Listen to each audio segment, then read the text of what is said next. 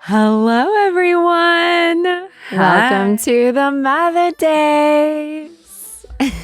You're Sarah Wright Olsen, and I'm Sarah Wright Olsen. Teresa Palmer. Yeah. You are indeed. I am indeed. I'm currently in a hotel on about the 59th floor. And I'm scared that's kind of high up there. It is. Beautiful view. But then the moment I walk too close to the window, I'm like, I feel tingles. This doesn't feel comfortable. Well, we can hear you and see you beautifully. Oh, I just saw you putting on my Bayo Bear tint all over your gorgeous rosy lips there. So, and your cheeks. My cheeks. Look, my eyelids. Doing like a last minute little makeup session before we start the session. I had a big day yesterday. I was at this fashion event.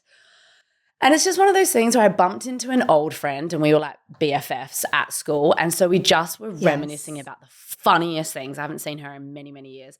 And I was just kind of pounding the wine that they kept refilling. Like the waiter would walk by and like refill. So I'm in the middle of these like animated stories, like just pounding wine. And then I realized like, woo, I'm feeling pretty drunk.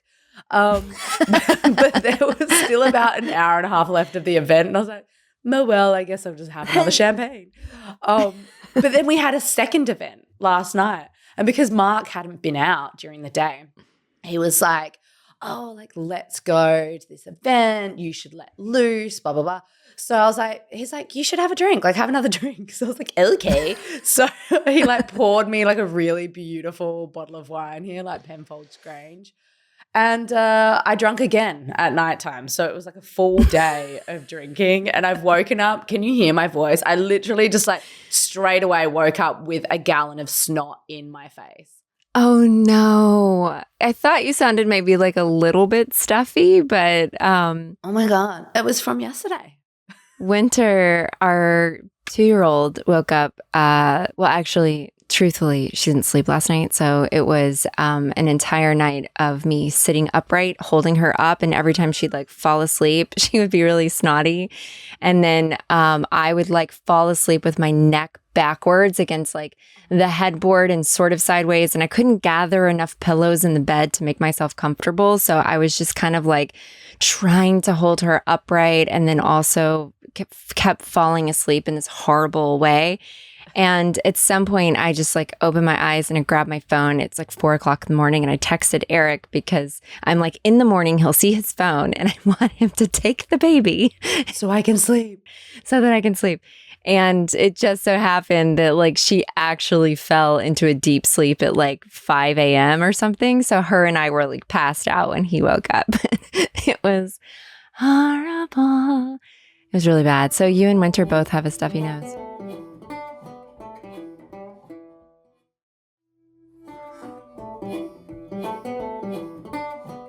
Prairie's been doing that. I don't know what it is. She's my one of all the kids that doesn't sleep great. Like for the first 3, I'm like, oh yeah, co-sleeping. Yeah, it's amazing. With Prairie, the moment Mark even rolls over like a centimeter, she's like, mama, like middle of the night. And then leans over, gives me a kiss on my shoulder in the middle of the night. And then sucks on my boob, like 2 hands around boob, like sucking like it's a bottle all night long, I'm telling you. So not a chance can you actually sleep because you have someone like gripping onto your boob the whole night. So you're just wide awake and I love it. I know. And Mark's like, I definitely get the same amount of sleep as you do. I was like, absolutely not. He said this morning. I was like, I have to somehow figure out how to sleep while there's this little mouth like pulling and sucking on my nipple. I have to somehow fold that into like my dreams and just be like, yes, oh, this is just a part of my nighttime experience. I'm a mother golden retriever and this is one of my 7 puppies sucking on my teats and I'm just going to lick my paws and go back to sleep. just so wild. I was like, wait, It's you insane. cannot claim that we have the same amount of sleep. There's absolutely no way. No. Yes, when she wakes up and goes, Mama, I know it wakes us both up, but I'm awake while you're snoring off to the side. That's correct. With a nipple in the mouth. Like, come on. Yeah. No, that's 100%. You cannot claim anything, cannot step over the line. When it comes to sleep, just don't ever tell a mom who co-sleeps and breastfeeds that you're tired. Just don't do it. Don't. I'm just going to put that out there. Don't say, I'm tired, because I just don't know a day when I'm not tired. So, and I had a great, wonderful, my dear Sonia, my friend and nanny, who told me at the beginning of like the year, I think it was like 2 years ago, she's like, I'm really being very thoughtful about my I am. So instead of like saying I am tired, it's like I'm feeling tired, but I'm not tired, I'm feeling tired. So it's like, okay, I feel this way and feelings come and go. So this isn't who I am. The feelings come and go, and I'm going to be okay. And I was like, I need that, because so many times do I wake up and I'm like, I am tired. And then I just carry that weight of it throughout my day. And I'm like, no, I don't want to carry that. I want to like eat my breakfast, drink my coffee, and be like, it's okay. Tonight I am going to sleep a little bit more than I did last night. And do you find, this is what I find, like in the moment, like just now, because it's really early here. Well, it's not that early. Yes. It's like 7:15, but still. When we woke up at 5:45, an hour and a bit ago, in the moment, I'm like, oh my God, how am I going to get up? Like, I woke up, I had this really sore throat. Like my face is so puffy. I'm like, oh God, this is a nightmare. Oh dear. But yes, I feel like after about 20 minutes of just if I can just lie in bed for 20 minutes, that sort of helps ease me into the day, where right now I don't actually feel that tired, even though I know I didn't have a lot of sleep. I'm like, I'm actually okay. Somehow our bodies are so resilient. We figure out putting one foot in front of the other, no matter how tired we are. It's true. And I do say, and I say this a lot, a shower fixes everything. If I get up in the morning and I take a shower and I let the hot water hit my face and I get my day going, like feeling clean and refreshed and smelling that soap, I'm like, okay, I got this. I might have had 3 collective hours of sleep last night, but this is it. I'm doing it. This is happening. I did not let the shower hit my face because I thought any of the old makeup that I did not wash off my face last night will really help for this podcast. Oh my God. And now looking at myself, I was like, nope, you definitely could have wiped that makeup off. It is pretty non-existent and you look horrendous, but that's okay. Embracing horrendous. That's amazing. But also, okay, I am team, and we definitely need to put this out here. I am team wash your face, brush your teeth every single night before bed, and a splash of water in the morning, and not a chance would I ever go to sleep with mascara or a touch of blush or anything on my face. Is that you? Depends on last night I was so tired. I ripped off fake eyelashes and like threw them off the side of the bed. And that was about it. That's as far as I got. And I was up posting for the Mother Days. I got to get this post out. I got to get it out. Posted and was like fell asleep, phone in hand. But also I'd had a number of bevos, and I feel like typically I do, and I just I'm such an oil on, oil off gal. Chuck the oil on, take the makeup off, but then the oil's still on the skin, which is really nice, which is why I really like the products. And that's kind of all I generally do before bed. Probably don't brush my teeth before bed, to be fair. I usually only brush my teeth before I'm going out to meet someone, which means if I'm having a home day sometimes. Oh my gosh. You are – okay, so my brother was the same way growing up, and he like never brushed his teeth. His teeth are pearly white and he never had a cavity. I was diligent at brushing my teeth constantly, brush them in the morning, brush them at night, brush them sometimes before I went out to like go somewhere. And also, I'm not a perfect flosser, but I do like to floss occasionally. I've had so many cavities, you guys. Like, and I'm not like a crazy sugar eater or late night eater or anything. I've had probably 20 cavities. Does it have anything to do with the experimental dental products that were used on your teeth? Weird that I've never put those two things together. The guinea pig. Yeah, definitely the question is, was it that you had so many cavities, or did all the dentists that your mom worked for just wanted to fill your teeth up with silver at the time? Because oh my gosh, they just practiced on you. They practiced on me. Yeah, I was a child that got practiced on a lot, which is why I'm so terrified sitting in the dentist chair nowadays and get a lot of anxiety and sweat over it. And I cancel every appointment, every dental appointment. It takes me 3 years to get back to the dentist every time because I'm like, okay, I'm going to be great this time. It's going to be 6 months and I'm going to do it. And then 6 months rolls around and they're like, okay, your appointment's on Thursday. And I'm like, ugh, I can't make it. I can't be there. And then I'm like, I got to floss again. Okay, I got to move my appointment. And then I don't show up again. And I'm like, if my dentist is listening right now, I'm really sorry. I just get so scared. They were all excuses. None of it was real. None of it was real. Oh my God. I just like keep blaming COVID. I'm like, I don't want to get in there with everybody's mouths open. Like, no, I need to go. It's not good. Oh my God. I don't even know if I have a dentist.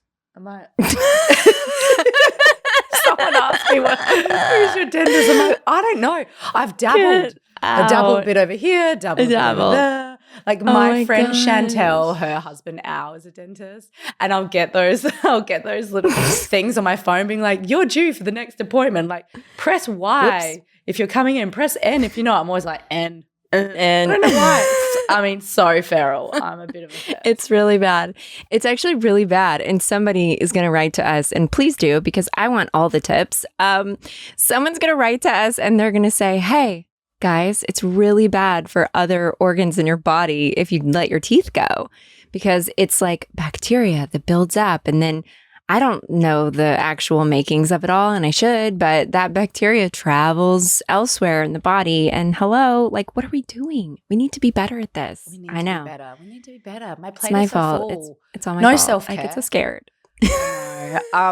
Hey, so today we have an amazing guest.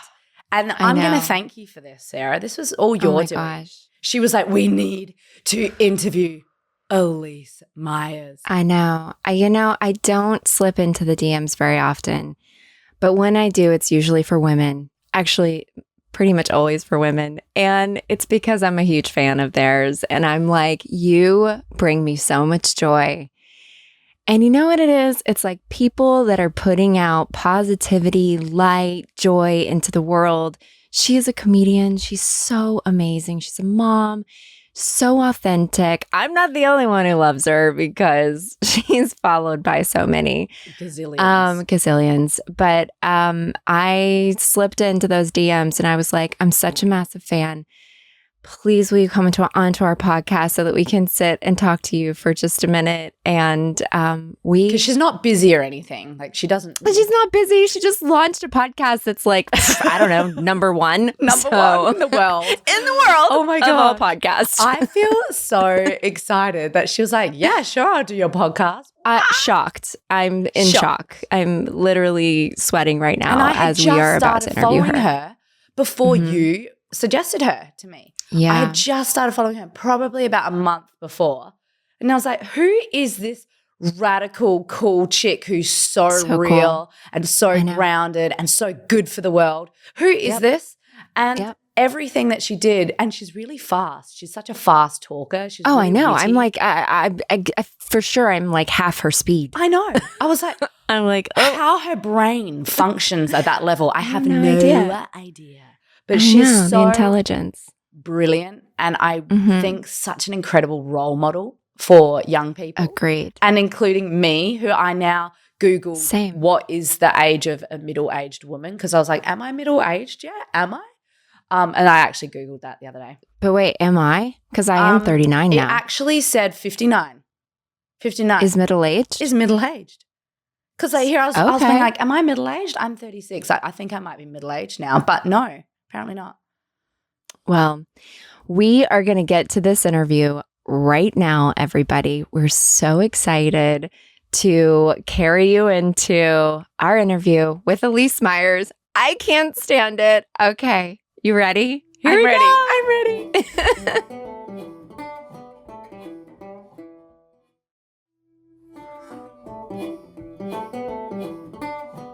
Oh my gosh.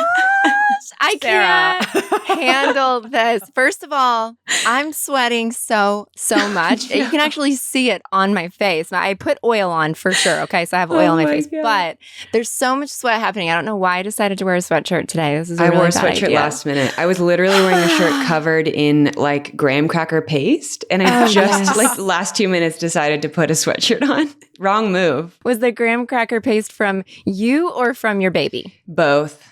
Okay. You eat whatever's left over. Like my son is funny. He's almost 2, and literally he still will just make everything into a different consistency than it came, no matter what. Love it. And graham crackers are a very special type of food that turns into this like granulated paste so fast. You're just like, this was crunchy 2 milliseconds ago.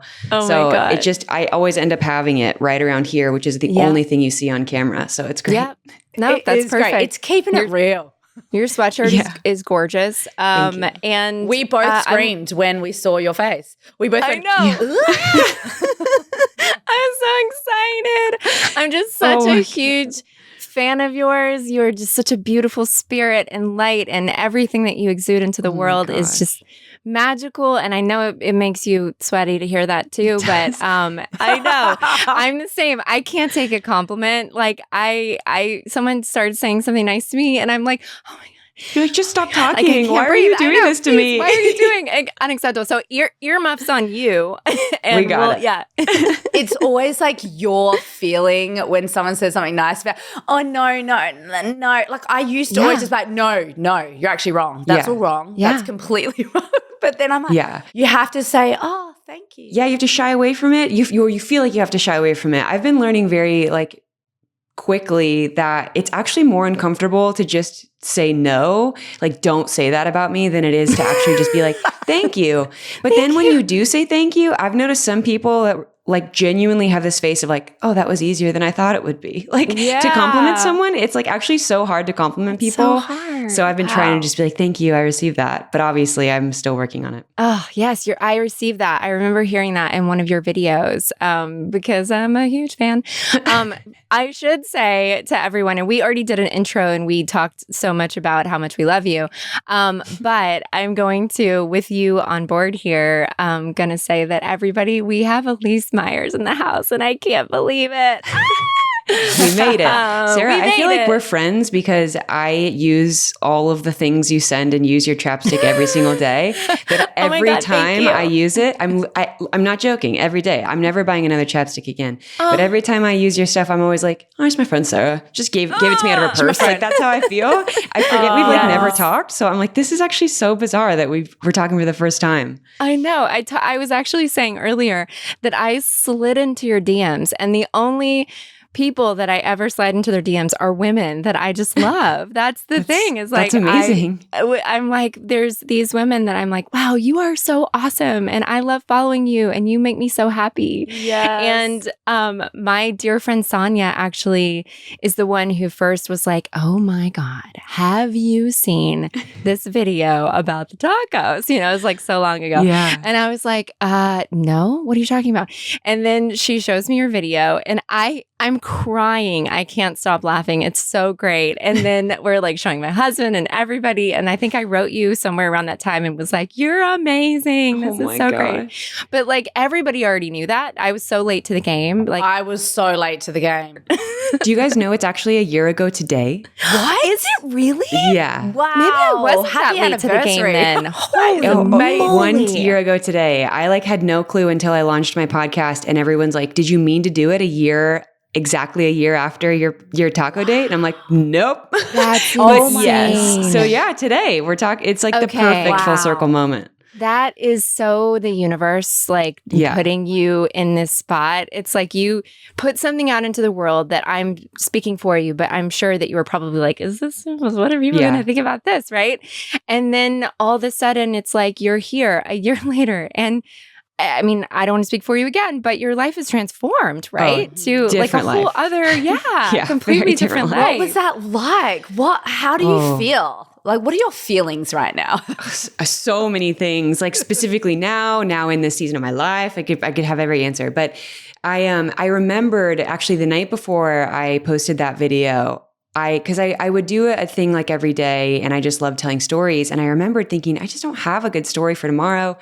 And I had told the taco story a million times because it's like, it was just like the worst date I'd ever been on. And it's kind of a funny party story to tell because it's just so crazy. But you tell something so many times, you forget how wild it is to hear it for the first time. Yeah. And I genuinely was like, oh, just tell the like taco story. And then the next day I did it, and I had just no clue like how much people would latch on, but not just to the story. Like, I think maybe the way I told it, but also how confused I was that it wasn't like, I didn't know it was crazy. So I just, all of it, I just was getting this influx of like, are you already famous? Or are you like, is this your, like, it was very funny, the reaction I got from people. And it was immediately like our life just changed. I was still doing web development. I had a brand new baby. He was like fresh out, like, wow, still just dealing with all that. Yeah. And, content creation was my way of dealing with a lot of postpartum stuff. And so I will be fully honest, I didn't even really have the mental capacity to understand what that kind of like viral moment meant for our family. It definitely wasn't something where I was like, I want to capitalize on this as much as I can. I was like, how do I get this to stop? This is actually terrifying. That is overwhelming. I'm not in a place that like I can handle this. And I just went back to normal life immediately. I kept doing web development. I kept making stories, and I tried to be as like normal focused as possible. And it was very quickly that like, opportunity just started coming, and I had to really decide what made the most sense for my family as far as like where I was dedicating my time, because it'd be so easy to just get consumed in the opportunity. It's like people wait their whole lives for these things, and I'm saying no because it happens while my son's taking a bath and I'm not going to miss it. So I'm like, yes, I'll talk to you in a year, or I'll talk to you in 2 years. Like if that's still something you want to do, great. If it's not, it wasn't meant for me. And there was just a lot of that. It was very weird. Like I could keep talking, but yeah. Were your friends and family like, what is going on? Like, was that?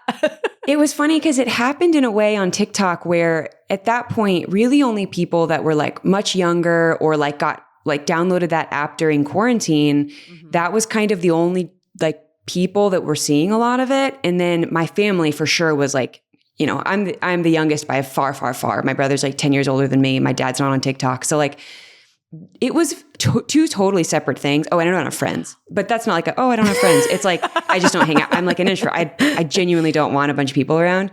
Yeah. So nobody in my real life. Except for me, right? Yes. Yeah. Okay. You BFF. People I can be like, I'll check in with you. And then I can go home and just like absolutely fall apart. It's amazing. Yes. So yeah, nobody in my real personal life knew what was happening. And I kind of just was like, no, I just avoided it. And then my dad found out because he saw me. Oh my God. So he was looking at a photo of me or like something. He was looking at Facebook or something, and one of his coworkers saw my face on his phone and was like, is that the taco girl? And he's like, no. What? And he's like, the taco girl. And he's like, this is my daughter. And he's like, your daughter's the taco girl? He's like, what are you talking about? And the guy showed the video to him. And my dad called me because then on his way like home, or when he got home, he saw my face on like the news. And he's like, is there anything you need to tell me? But the thing is, it wasn't like the day it happened. It was like weeks later. Like this story circulated for like a long time. So my family found out by me like being on Ryan Seacrest and on the news. And he's like, what's going on? Yeah. And it's still, everyone's still really trying to keep up. Like when I just went home in April for the first time, literally my family didn't see me pregnant. They didn't see me like after giving birth. Like August was a year old before I saw anybody.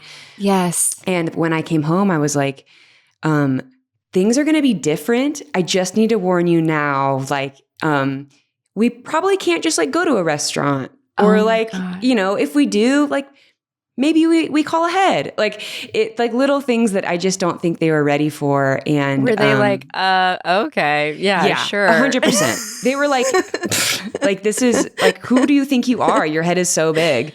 And my God, I was just like, it. I have a child and I will do anything to protect him. So if I have to be overkill, great, I will do that. I don't care if I look like I have a big head. And then we got there and everyone very quickly realized oh, okay, this is different than what we thought. Wow. And two, the people that I have that love my videos, it's different. It's not like, it's people that come up to me and want to share their entire life story with me and how meaningful stuff I've said has meant in their life.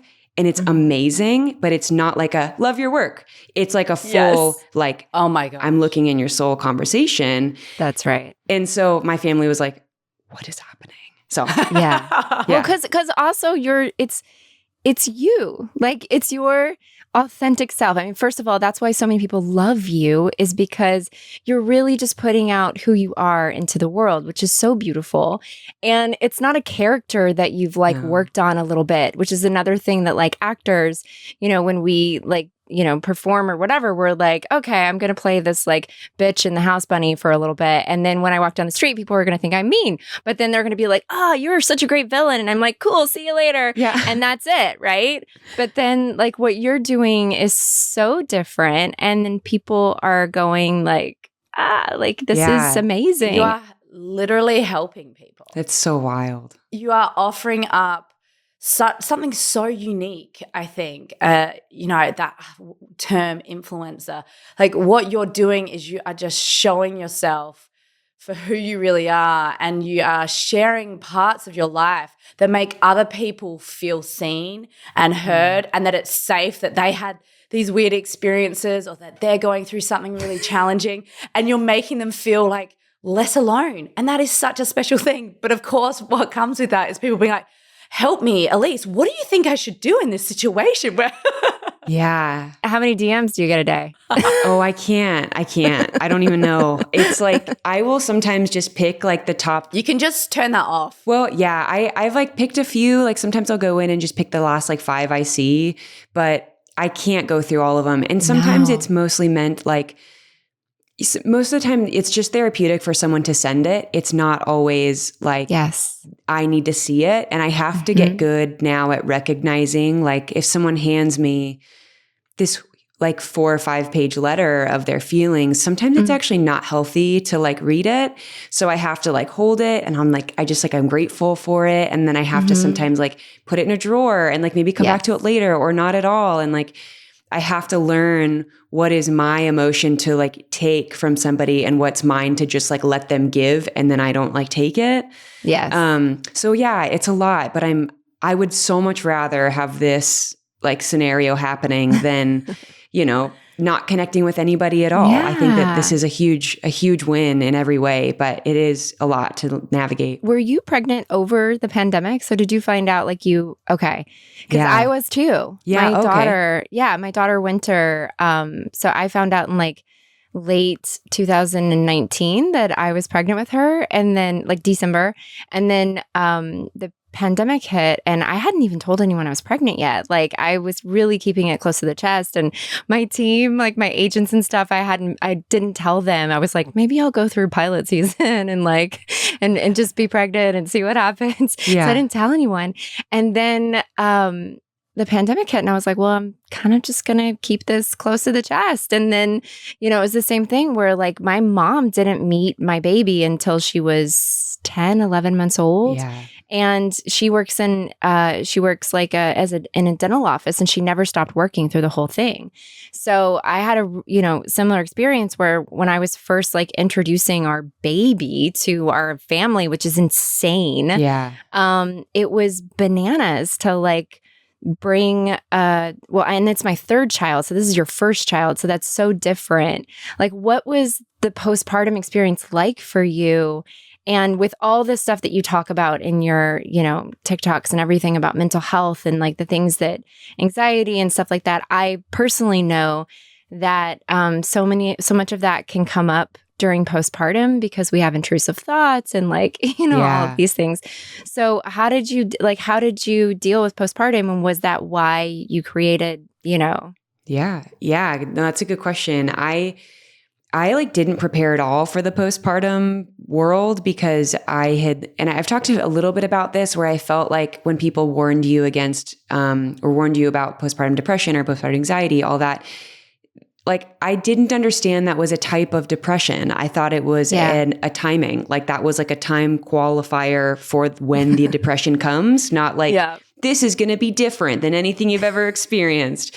And I really wrote it off. Like I didn't really have a lot of advice from doctors. Like I'd never had like, you should check in with somebody. I just, going back, I'm like, I cannot actually believe this was never brought up to me, like by any medical professional.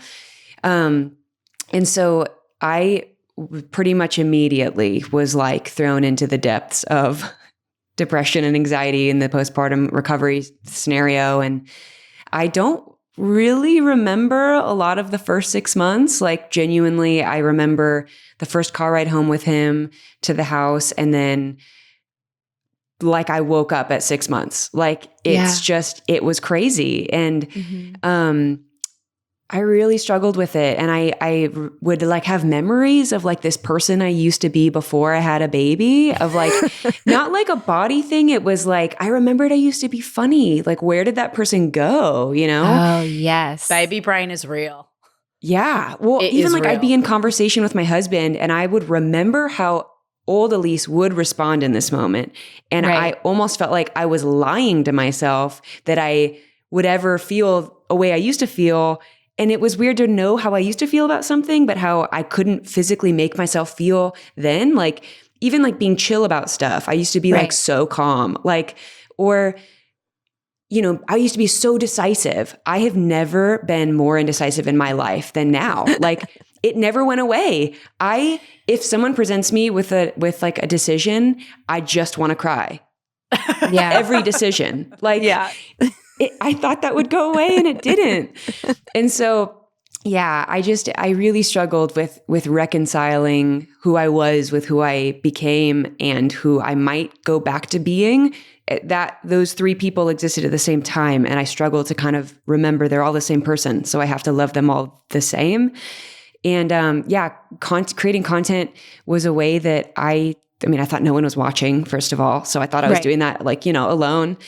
And I thought I was making stuff that was like, I was telling stories. I was literally doing this to remember things I've done in my life. It was never like to become famous for these things I was saying. It was like, remember that Elyse that went on that horrible first date? It's crazy you have a baby now. Like, you remember that? And then people just connected with it. But yeah, content creation really kind of dug me out of the depths of all that in the most unexpected way. Like a therapy. Oh, yeah. Almost. It was like a way for you to get out your feelings Teresa and I, we were like writing constantly on, just different experiences. And that was like helping us through the hormone fluctuations are crazy. It's crazy. And that's something that we try to drive home all the time, is that when you feel like you don't recognize the person that is going through the motions from day to day after you have a baby, like that's okay. Yeah. I remember my husband was like, we were talking at some point after having my first kid, and I was breastfeeding at the time and it was like leaking and I just didn't feel sexy or anything, It's just like I felt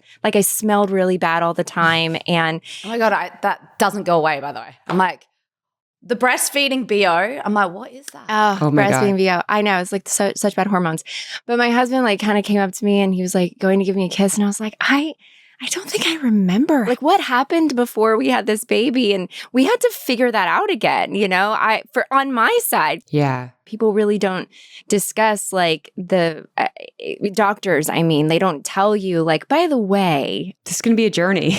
Yeah, exactly. And it might just stay with you, and you're going to have to figure out new ways to like figure out who you are. I think so much more than like the hormonal shift, which is also wild, but like, you genuinely have to figure out what parts of your life that you want to bring into this new season and what parts you're okay with leaving behind. Like you meet every parent and you're just like, you have to make a decision of like, am I going to be the traveling parent that's like, I'm willing to put up with it because this is what I want? Or are you going to be the parent that's like, you know what? I used to love traveling, just not going to happen right now. And like, you have to decide like what's worth fighting for in maintaining that person, and you're okay. Like I've becoming this new person now. And that's, I think, been the hardest of having those feelings and then seeing this little human that you created and not like resenting them for the things you have to leave behind,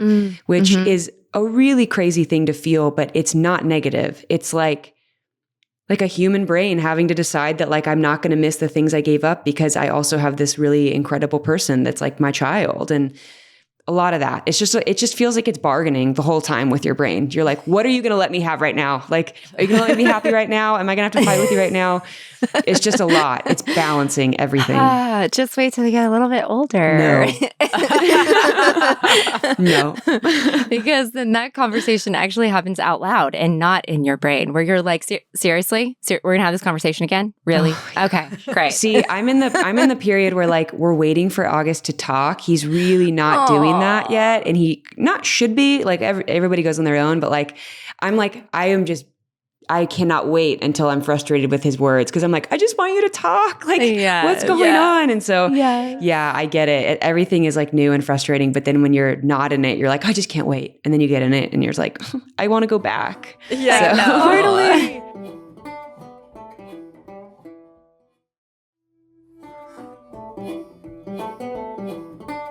Oh my goodness. It's just a wild ride, isn't it? It is. The whole thing. And then that identity, like losing self in like a motherhood. Like where are you within the realm of being a mother? Teresa, how many kiddos do you have? About 17. I have many, many children. Really?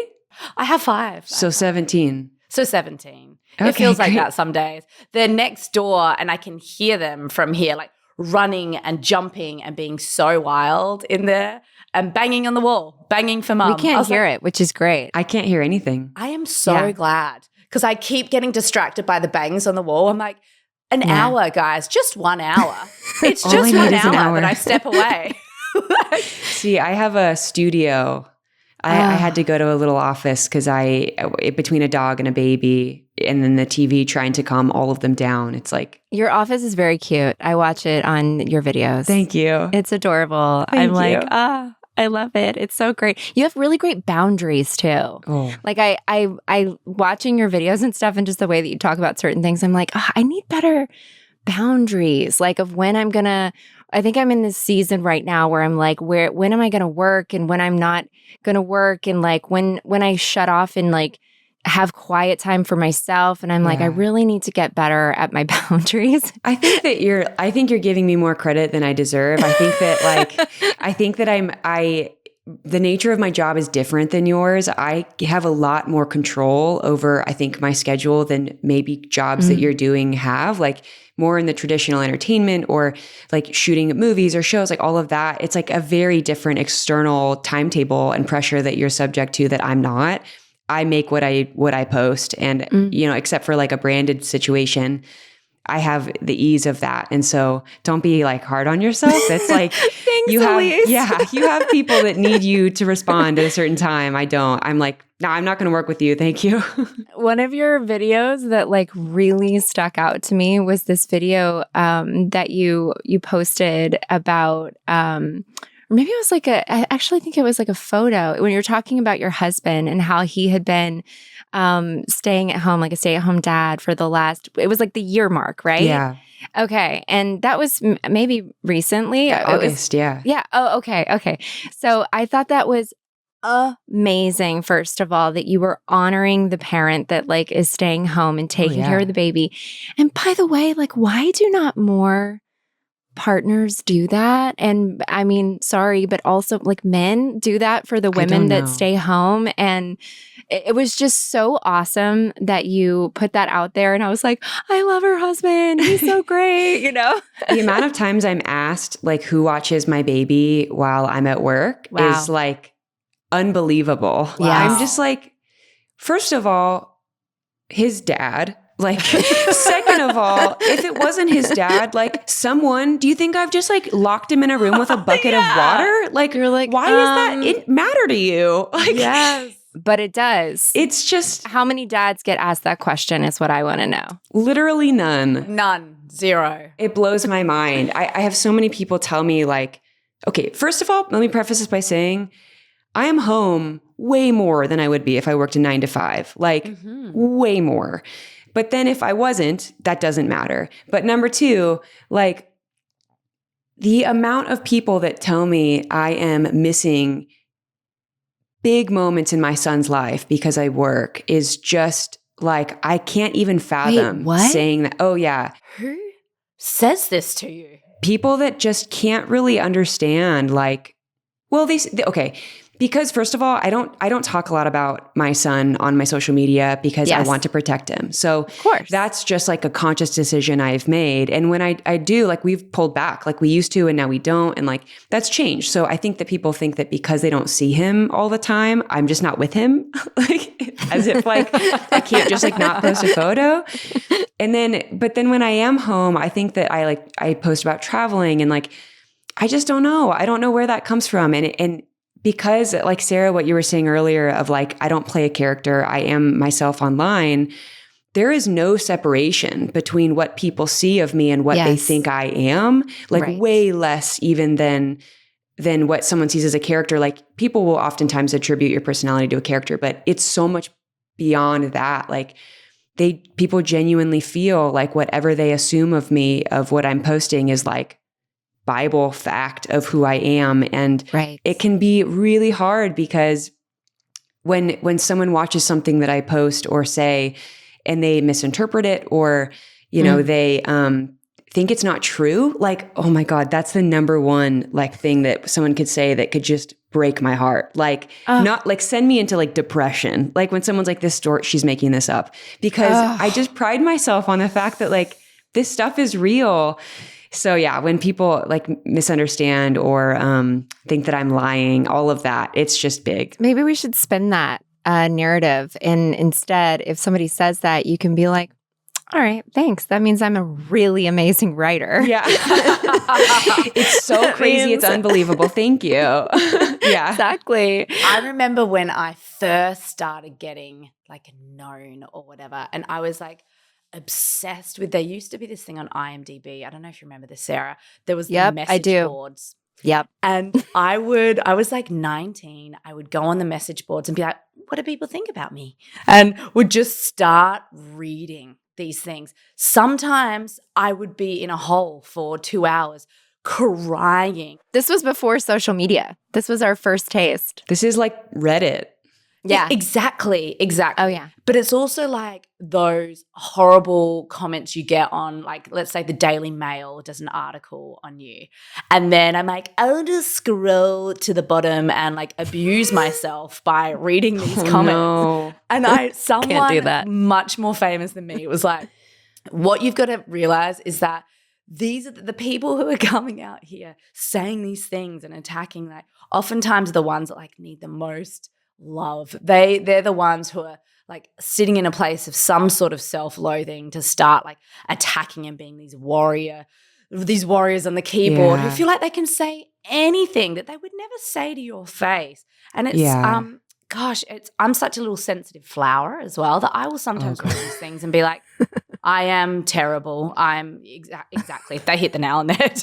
I will be devastated. And it's really hard because like, I mean, the majority of even what I see is very positive. Like 99% of it is just so kind, like overwhelmingly kind. I've had like celebrities reach out and be like, your comments are so kind. I think I would be a different person if those were the kind of things I saw every day.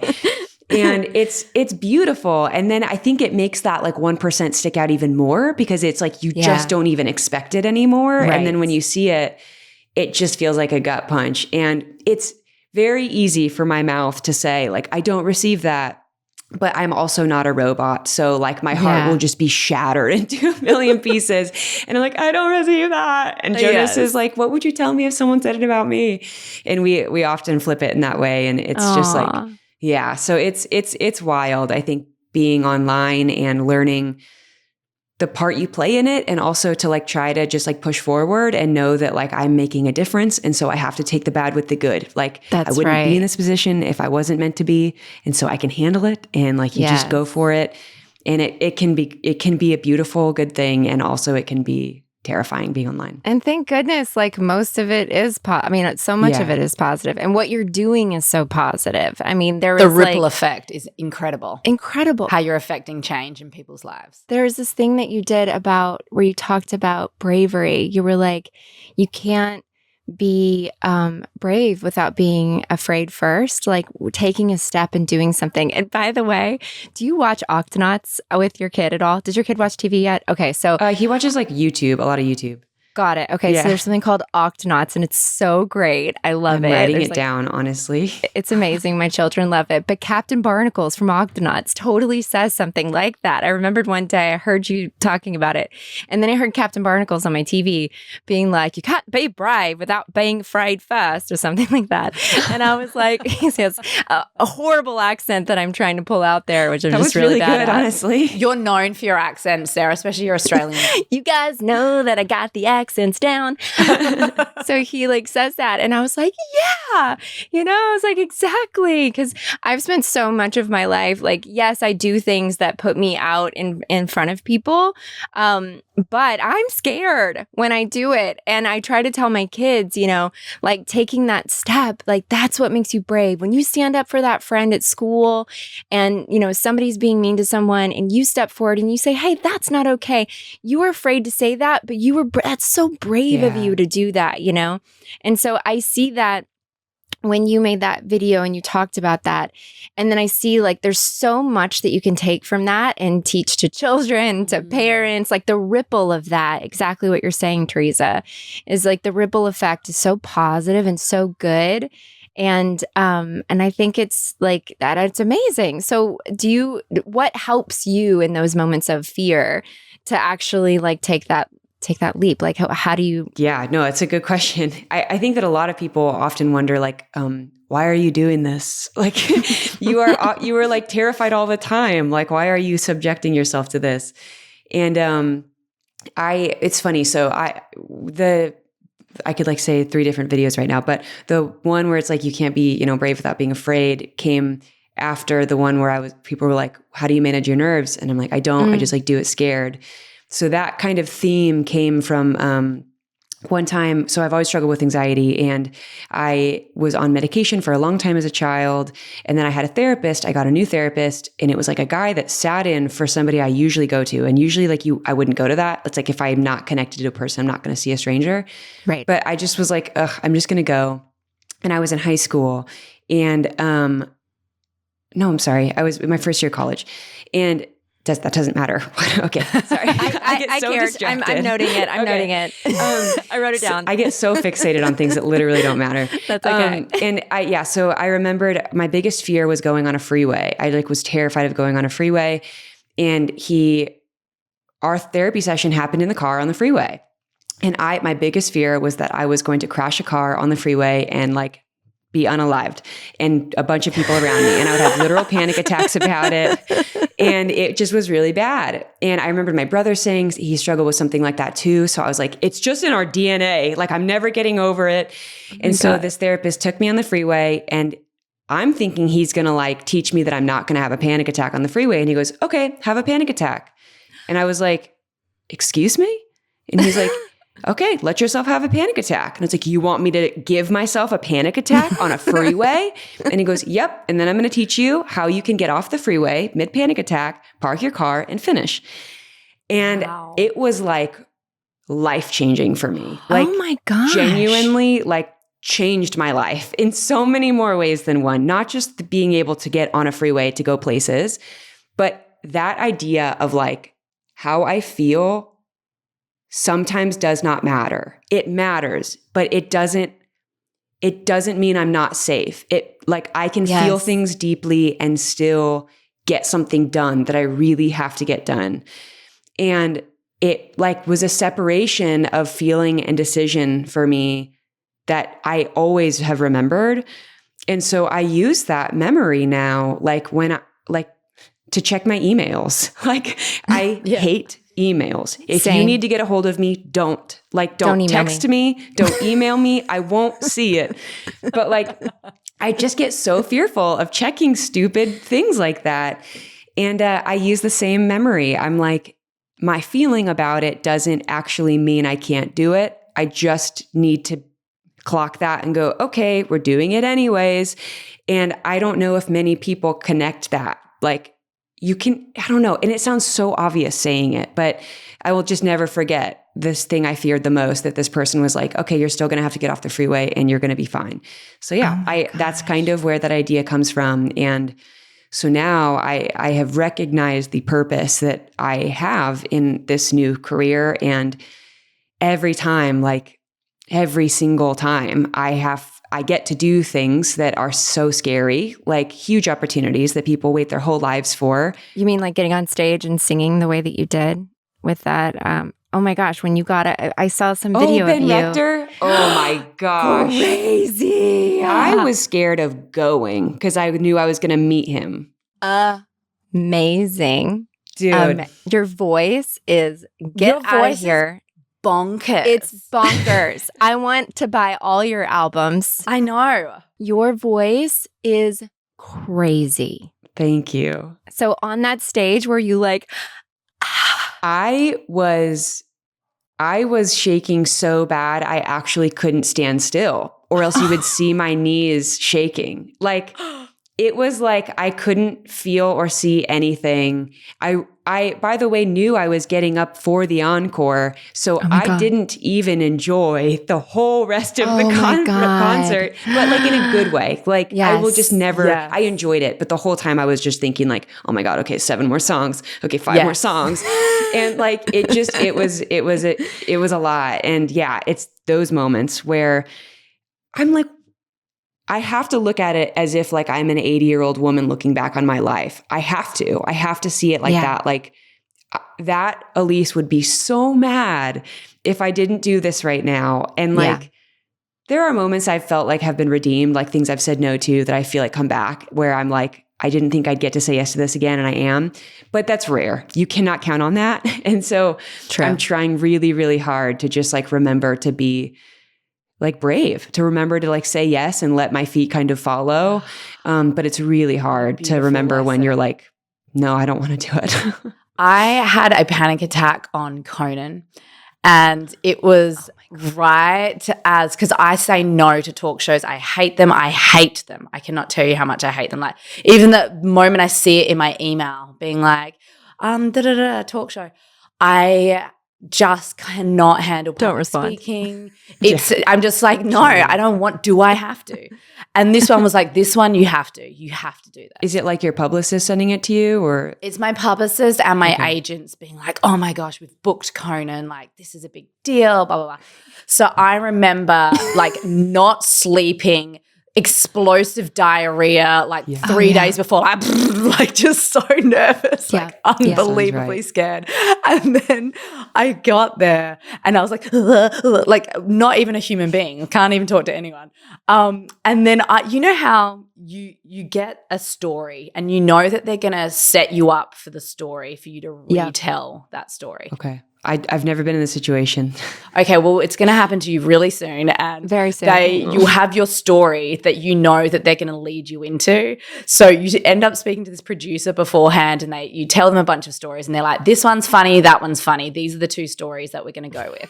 So and they're like, the rest is not funny. I'm like, okay. So retell it exactly the way that you did is what they say. And that's what they want you to do. So I knew like, okay, Conan, I'm talking about the koalas and how koalas are dangerous. And I'm sitting there like squeezing my butt, like trying so hard, like not to like explosive diarrhea over. And he starts talking to me and I feel the entire room just be like, ooh, like wrap around me. And I go blank, like staring, just blank, like, ugh. Like nothing happens. And he's like, I am Googling this after, just so you know. I know, me too. You please Google it. Shannon Sossaman has an epic one on a talk show as well. And I remembered in that moment seeing her having the panic attack on her talk show. And I was like, it's happening to me. right in real now. time. This is happening. You just scream like koalas. You can see the fear in my eyes. You see it. And I'm like, ugh. And it just sort of stumbles out of me and I start saying the story. It's not great. It's not a curated version of the story. It's not that funny. He saves me in every single possible way that he can. Yeah, he he's amazing. Just makes it really light and and no one knew. I walked off the stage and I was like, oh, I need to vomit. Oh my God, that was the worst thing. I'm never doing that again. And my manager was like, that was great. You did great. I was like, do you not realize what happened to me up there? Do you not realize? Can you tell watching back? Like, could you see I can tell. it happening? I see it happening to me. And by the way, it felt like it was happening over a course of 10 minutes. Like, and it this is wasn't just me. But it's such a short little pause. But I've forever been terrified. And hearing you say this, I'm like, I can do it. I can just be scared and I can just go and do it and it's going to be okay and I'm going to say yes. It might not be good, but it will happen. That's and true. that's like all you really can control. So that's exactly right. I can't wait to look back. Yeah, I've been lucky where I've not done anything live. Like the only live stuff I've done has been like podcasts that generally get edited, like I think. And it's like, yeah, the idea of going on live television, I don't think Kat's probably, my publicist is probably listening going like, she's forgetting 17 things she's done. And I am. That's what happens. By the way, Kat, I would really love to see Elyse on Saturday Night Live. So I'm just going to put that out into the world right now. Sorry. Kat hears me say that almost every day. So it's. Oh my gosh. She knows. I mean, you would just crush. It would be so amazing. I would love to see it. I grew up watching Saturday Night Live, like all the classics, and I have like all of the best of, tapes at my house. And I just actually, I don't know if I can keep this in, but you probably can. I just talked to Kevin Nealon on my podcast that will be coming out in a couple weeks. Oh my gosh. I love him, by the way. The whole time I talked to him, I was just thinking like, my dad's not going to believe me when I try to tell him this happened. And I'm also trying to not say that in the interview because I don't want him to feel like I'm like, my dad would love this. Like, my God, so much. Like, this is like the best thing I've ever done. And it's just, it's crazy. Do you just think, what is this life? What is this life? Like some days, do you just think that? Oh, every time, every day, every life, all of the lives. All the lives. Yeah. You've had so many lives in your one life. Yeah. So many lives in your one life. Speaking of your podcast, by the way, I listened to your podcast today and it was amazing. And there's so many. So it's done so well. By the way, it's good. I can't even lie to you. It's so good. That thing that you were talking about, where you're like, I was sitting on my floor with all my team there, and I'm just like, I can't do this. I don't want to do this. Like, forget it. Like, this is done. And then you got the sample of the podcast, and then you guys listened to it, and you were like, oh my God. Teresa and I had a moment like this. I actually had so much anxiety that I did not sleep the entire night leading up to our podcast launching. And I'd already heard, I mean, we went through and we were doing a lot of the edits. And we edited, like, we went back and forth about things a million times because our first episode was so long that we were trying to trim it down. Yeah. And so I was so afraid that night I just stayed up in this anxiety spiral. And I was like, oh my God, what am I doing to myself? And then it's like, it went on into the world and I felt like I was holding my breath. And then, her and I are talking and we're like, wait, it's actually really funny and cute. And like, moms are loving it. And people are actually like telling us that they love the podcast and they like that we're friends. And we're like, we're just friends talking because this is what we've done our whole lives as, being moms. And so it felt so good. But I had such a moment listening to your podcast today that I was like, oh my God, I know what that feels like. It's a commitment too. It's like a commitment. Podcasts are not, this is the first thing I've ever done and launched where when it's launched, it's not over. Yes. Like everything I've ever created, once it's live, you're like, next thing. Like that was great. And now it was a bizarre day yesterday. So yesterday was the day it launched. And it it's weird too, because I'm not doing anything in person with this. Like there's never an in-studio thing. Everyone is in different states. And like it was this very weird mix of so much excitement and relief. And also like, I think it was the first time I've ever been like lonely in this job. Aww. And which is a weird thing because I'm genuinely such an introvert that like I am grateful everything is remote. It was the first time I think I've missed human interaction in this whole process where I was like, I wish I was like in an office where we had like a pizza party that was like dumb and I wanted to leave the whole time. Like, you know what I mean? Like I wish we would have done that. The lunch party that your husband threw you? The lunch, yes. I was like, I love him so much. He is so sweet. Yeah, I mean, that's amazing that he did that. By the way, that was your party. What's funny is he brought that over and then he was helping around the office and left to go pick up August from Grandma and Grandpa's. And then I was like just working, you know, at the office alone. I'm here alone. And it was just a weird feeling. I went home and like it launched at like 2 a.m., like in the middle of the night. So like, it's like uploaded for 24 hours and like goes live.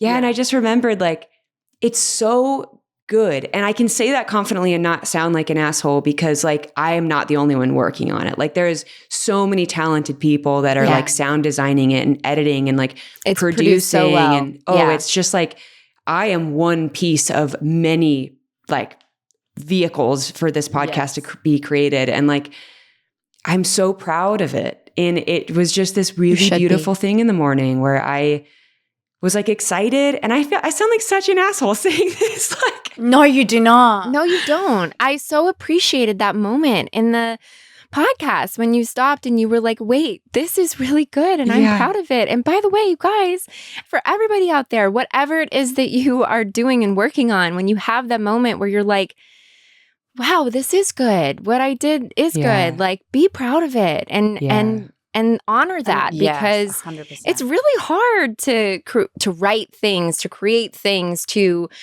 get up on stage and give a speech that you're like, oh my gosh, I didn't completely fall apart. Like all of the, you know. And then also juggling being a mother as well. Yes. In amongst all of that. Like we should be patting ourselves on the back. I love that. I think that as a creative person, like you are definitely your own worst critic. Yeah. And then it's hard to celebrate things because you think of like the ways that you could have done it differently. Mm-hmm. But then also you hit so many high highs and so many low lows when you're a creative person in the creative process that by the time something finishes, you forget what it's like to hear it with fresh ears too. So like, it's like something clicked in me too, like when it launched. And then yesterday morning I was in the car listening to it. I've heard these episodes 100 times. Like it sounds very different in the car, doesn't it? Oh yeah. But then too, like my mind knowing other people are listening to this now, you listen to it as if you've never heard it. And it was just this I just started like weeping, like literally there's like so many decisions have been made creatively that have become what it is now. And I am so proud. And I'm also so scared and overwhelmed that I have to do this like 43 more times. Like it's just crazy. Because once you commit to it, I was thinking about that, Sarah. I was like, once you commit to it, it's every single week. You are putting it out and then you are posting about it and you do it's a lot. It's a lot of work. So well done. And we are like avid users of Chartable. What's that? Yeah, watch out. It's your new obsession. Yeah, watch out. Because I've been told like, okay, because we as business owners, I'm like somebody who like feels like I need like to control things. So I need to see all the stuff. Like I want to know like in Shopify, I go behind the scenes and I'm like, okay, who's buying what and where do they live and all this stuff.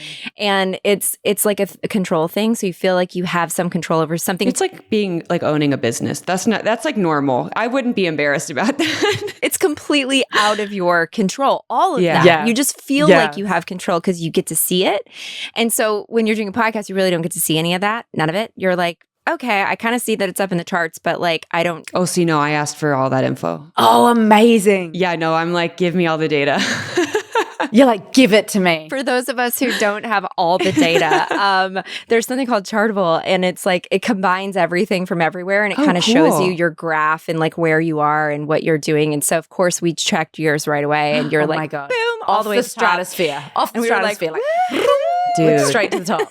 It's crazy. Yeah. I like respect you guys so much. Honestly, it's kind of meta that we're talking about a podcast on a podcast. I'm like, I don't know if that's everyone's niche, but like it's all I'm really talking about at the moment. I'm living and breathing this. And so it's just cool. It's cool to talk to people that are going through it. And like being a parent while doing all of these things sometimes feels impossible. Like we get to bath time every night and I'm just like, I don't even remember what I did today. And then you feel like guilt because you're just like, am I actually present when I'm with my kid? Am I doing things right in my job? And then they go down and you're like, I miss them.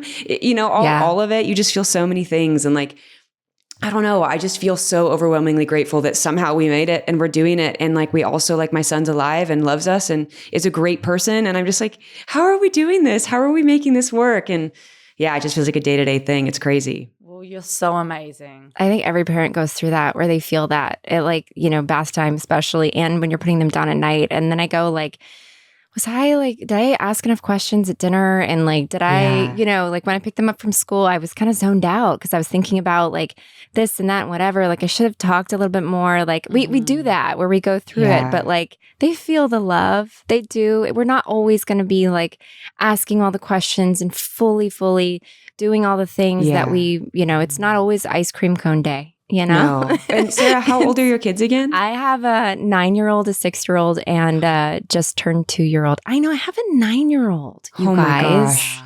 My gosh. I just turned 39, so yeah. Well, first of all, that's why I'm not on TikTok because I'm 39, and that was something that came way later. That doesn't matter. What are you talking about? I know. I'm just kidding. My dad's on TikTok. You can be on TikTok.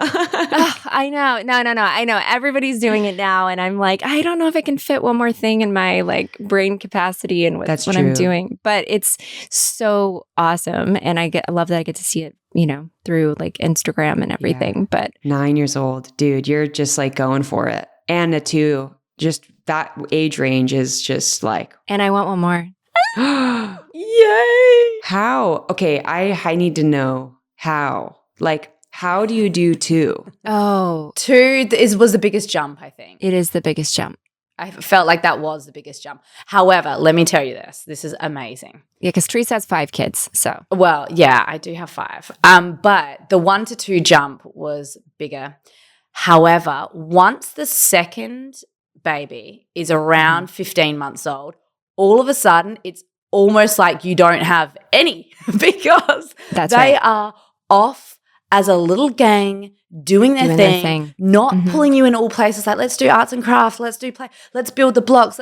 All of a sudden they have their built-in bestie. Do you mean when the youngest is 15 months or oldest? Yep. Yeah, when the youngest. Oh, youngest. Okay. So that first year and like 3 months, I found quite challenging. But then all of a sudden I was like, what about me? Like, guys, I'm still here. And they became the best friends. And that is just the way it has been in our family. That's really cool. I think the sibling thing is amazing. And I also felt like I ended up having more time for my husband because all of a sudden, like, my first and my second are occupied and they have each other. Wow. See, that's not a dynamic I would have expected, but it makes sense. Totally same. But that first year, I don't know if you felt the same way, Sarah, is a juggle. Oh, yeah. It's just like, oh, my God, you've got the baby in the carrier and your toddler still needs you and you're running around being like, who am I? And you feel a lot of guilt. I mean, I'm speaking for myself, but I'm also speaking for how many people have written into us and said they feel a lot of guilt, is that like you feel guilty when you have a new baby and then your other one that's like 2 or 3 years old is like wanting you and you're sort of going back and forth between the two of them and you're like, oh, and then all of a sudden you start to see and you realize like what you've given them is this major gift and it's a sibling that they'll have forever. That's like their partner, their person that's going to go through all the things in life with them. And then you're like, how do I stop doing this? Because it's great. And then the third one comes into the mix and you're like, oh my gosh, this is amazing. Like, I don't know how you felt at number 3, Tez, but it was like an angel baby came down and landed in my arms. You guys have to be lying to me. I feel like you're lying. How is that possible? Like, Oh my gosh. Because 1 and 2 are like doing their thing and playing together and doing their thing. And so then you have another baby and you're like, the pregnancy's easier than it was. The second time is hard. It was the hardest one for me, was having the second baby. And then once we got past year 1, then I was like, whoa, like this is amazing. And then I really wanted to have a third. And then they just have each other. My 4th. That's right. Or my 5th with my stepson, she is just off in the gang with the little crew. And I'm just looking at the 4 of them together. And then so my 8.5-year-old is like looking out for my 13-month-old. And I'm like, what have we created? This is so rad. My hubby and I said it yesterday. We were just looking at them off running together as a pack. And I was like, I'm so happy. I'm so happy. I don't think I've ever felt this happy in my entire life. And it's just like this, just them running in a field together makes me so happy. Can I ask like how you guys knew you were ready for number 2 if you had planned that? Absolutely. We couldn't be more open about this stuff. I was ready like when the baby was 6 months old. Are you serious? Sarah's always said I wasn't ready until my babies were 2, but I was ready quite early, I would say. But I'm sort of a weirdo and it's quite abnormal. It's only because I saw my nana and my nana had 8 back to back to back to back to back. So that's what I really wanted. Yeah. But I had a loss in between. So then my age gap was a little bit bigger. But it ended up just ultimately falling into the most like perfect place and dynamic for our family. But I would say I felt ready in my body, like my body. It was about my body. Having energy again, getting back to myself, feeling like I didn't constantly have someone on me and I wasn't always like meeting their needs 24/7. Once that sort of dwindles a little bit and you're like, oh, they're kind of this little person off in the world and they're independent. Like I think that's a really nice time to be like, oh, should we open up the conversation? How did you not want to like cling on to that because you just got it back? Was there no part of you that was like, great, never again? Or were you genuinely like, I'm ready, let's go? Like, I guess logically I was like, I want to have my season of like little children. So if I do that kind of in quick succession, then that's my season and we just sort of move with the season. They get older now. I've got the older kids together. So I guess I didn't want to space it out too much. And that's the way it worked for me. But Sarah, yours was a little bit different. Like you've got a little bit bigger age gaps and you were like, no, I didn't feel ready till they were older. Yeah, I didn't. I spread it out more. Like I have like my daughter and my son, my first and my second are 3 years apart. And then my second and my third are 4 years apart. And I really, until the moment I was like, okay, it's time, I really didn't feel ready.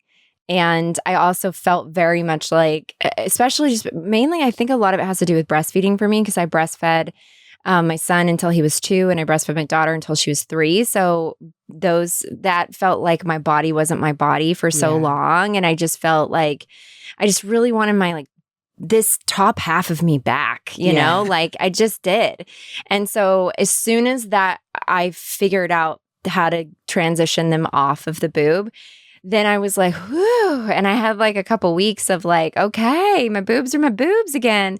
And I knew I wanted to have another one, but it was like all of a sudden I started to like step into, oh yeah, I could do this again. Okay, yeah, no, I think I might be there. And you know what I've done every single time is I'm like, well, I mean, I guess I could try it. And you know, it is like 10 months before the baby comes out. So I have a lot of time to like get myself to the place where I'm ready. Because, you know, pregnancy is so long and you don't know that until you have one the first time. It's literally the longest. It's forever. And so I was like, okay, well, I'll just give it a shot. And then I got pregnant immediately the second time. And so then I was like, well, I was sort of ready, but now I've got 9 months to get myself there. Yeah. And I was ready to go. And then by the time for my third, I had a pregnancy loss in between. And so once the pregnancy loss happened, I couldn't have been more like, I want a baby. Oh my gosh, so just like wanted it so bad. But yeah, I mean, I like to spread it out because I really like, for me, I like the time with each one of them when they're little. And then, but everybody's different. And I mean, it's like just, and I really didn't get myself there until I was like, well, I think I'm there. Yeah. It's so fascinating that you guys have such different stories between yourselves, like with motherhood and having new babies. And like, they could not be more different in the way you guys approach that. But it's like, I just think it's wild. Like, for me, we get asked all the time, like, do you guys want to have another baby? And I think that if we do, it's just going to kind of be the thing where it's like, absolutely not until yes. Yes. And like, you know what I mean? I just don't think there's going to be a point of me that's like, I don't know. Like, it's just, it was, and the reason I say that is because the postpartum was just so hard. Oh, it will be much more difficult for me to make the decision to go to 2 because I understand.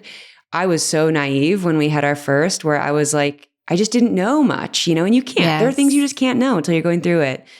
And I just have to be sure, like, I want to give August to siblings so bad because I was one of 4, 3 older brothers, and they're my best friends. Oh. But like, I also, when I was born, like, it wasn't good. Like, you know what I mean? Like the home I was in was like, maybe we didn't have to do that. Like, and so I just want to make sure, like, August has everything he needs. Our like other baby would have everything they need. And me and Jonas are like the best, like best friends, rock solid. Great relationship, great on our own minds. Like, our minds are well. And like, I think that's hard. It's scary because you just have to, a lot of trust, just so much trust. Like, I don't know, I hope it works out. And those things are such an ebb and flow anyway, like there's seasons of your life where I look back, I literally look back to this time where I was shooting a movie in Atlanta.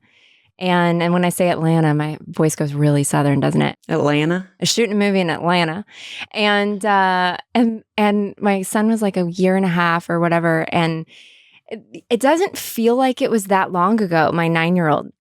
But it was so long ago. And I was just talking to some friends from that film, and I was like, wow, like, I feel like I've grown up so much in my relationship, in my life. And like, I was 33 then, and that feels like I was an adult, but then, and I had a kid, but now I feel so different. Like, Eric and I have grown exponentially in our relationship, and it's gotten so much deeper, and we really truly have learned to communicate in such a different way through the course of having all, multiple children. And so I think it's also okay, like the ebb and flow is okay, and the constant working on it. And when you have a good foundation, then you're, setting yourself up for something that is going to be amazing. And bringing more kids into the fold, it's like scary at first. And, I had struggled in my postpartum, but I say this, and I'll say it a million times over,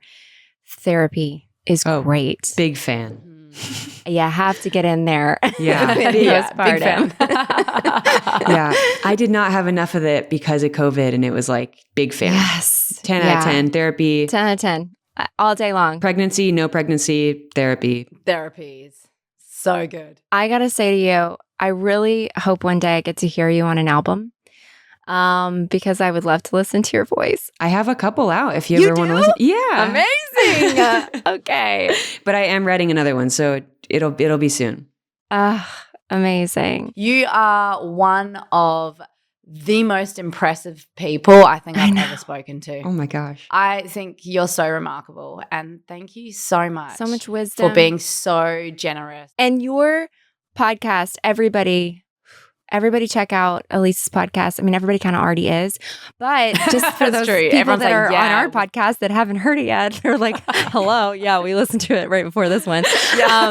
But you guys, for those 5 people that haven't, that are listening to, like my Aunt Donna in Kentucky. Hey, Aunt Donna,